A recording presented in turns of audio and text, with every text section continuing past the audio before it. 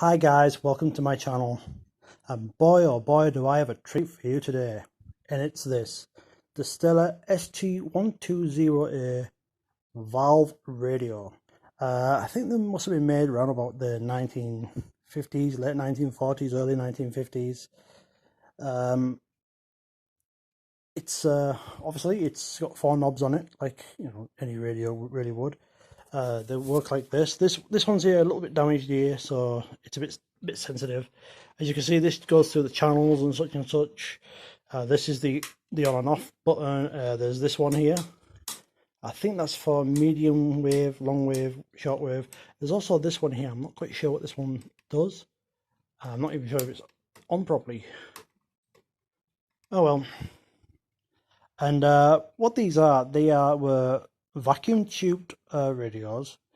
For those who have never seen these things before, what I'll do very shortly is I'll open the back up so you can see the actual tubes itself. It still does have its wire attached to it. Unfortunately, I cannot plug it in because I do not know whether the tubes are in a good enough condition. They seem all right, but that's because I polished them up. I cleaned them just to make them look a bit nicer with a duster and a vacuum. As you can see, it's got all the old radio types on it. It's got Europe, West, Nair? I don't know what Nair is. North Ireland, Midland, London. It's got German radios. It's got Paris, bloody hell, Paris, Stockholm, Marseille. I don't know what the hell that is. There's Prague, bloody hell. There's all these old radio stations on here. There's Budapest, and this part here, the glass part here, does come out. Oddly enough, I think that's so if you want to change the string on the inside for the dial, it definitely can change it. And if you turn the back around, I can confirm that it is an st120a by the sorry, just fiddling around with the thing a bit. By the this part here, you can confirm. I don't know whether you can see that or not. If you can, great. If you can't, I'm very sorry. And as an aerial all built into it, this is the aerial. The aerial is actually this part around here. There's a bit of copper wire that's around there, and I don't know if you can see inside here, but there is definitely tubes and such in there. And what I'm about to do here is I will take the back of this to show you what's inside there, and I will be back in a couple of minutes. So hang about. I will be back. Okay guys, so I'm back. I've taken the plate off the back, and well, yeah, it's finally coming to focus, finally.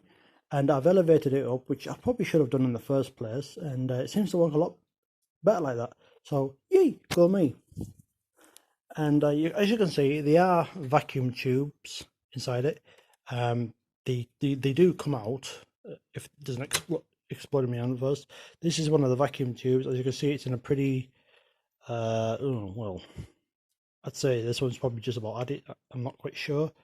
I'll have to have a good look, because I am thinking about getting it so it works again. Just put some modern electrics inside it. Hang on, where's that go? Ah, there we go. The tubes do come out, and I am considering changing all the tubes, and you can change what voltage you want it to run on. This one's going on 220 volts, I guess. Now, as I said, down there is the name, the plate of it. Try and get in close so you can have a good look at that. st120a, like I said, it's a Stella. And there's a little well, royalty has been paid on this apparatus pursuant to a license agreement within the bloody hell. That's a old thing. Now this part's the interesting part is this part. It's the back plate, well, the back bit of wood. As I said before, it has the aerial built into it, and as you can see around here, that's where the aerial goes, or whatever. Then it has this part here. Now this is possibly the most important thing in the entire radio, because it has what valves go where. And as you can see, there's an EF41, EHC, ECH, get my words out, ECH42. There's also an EBC41, there's an EL41, and then there's an EZ40. And at the over at the very bottom, there's these two lights. That's an M769 and whatever this is. Is it 80450-00? Two lights at the front. Now, when I did plug it in a while ago, it lit up like it should. Didn't leave it long enough to get warm, so it could start making any sound, because I didn't want to go poof. I didn't want to blow up. But as you can see, this is the inside of it. There's all the capacitors, and then there's the wiring. The wiring looks pretty solid, pretty good, if I'm honest. It seems pretty good, and it looks like it's been renewed at some point. Then there's all the wiring on the main transformer here. Now, I did have an MH12. No, I did have a radio before this one. It was a Philips radio. But when I looked inside, all the wiring on the inside of that one, it was all frayed away. It was all bare wire and such and such. And there's the old speaker at the front, which, well, yeah. And then there's two bulbs at the front up here and inside this whole radio. Now it is wood at the back, and it's a metal base here. The chassis, and it goes in there. I don't know if it's got asbestos inside it. I know quite a lot of them did have asbestos. Well, it is Bakelite, so the asbestos will be built into the Bakelite. When you do use Bakelite or anything, be very, very careful, because if you break it, and if it has got the asbestos in it, the filaments from the asbestos can get into your lungs and give you asbestosis. That's a form of lung cancer. What else do I want to show you on this thing? Obviously, there's this power cable. I've got it all wrapped up and tied up with a rubber band with a very strange wiring. I am going to renew this eventually. I will do that. Trying to think where it all connects up to. I'm not quite sure though. But yeah, it's a pretty decent radio. It cost me £25 when I bought it, so it must be just a project radio. Oh. And I'll do a quick sweep around the sides. As you can see, it's got a very nice look about it.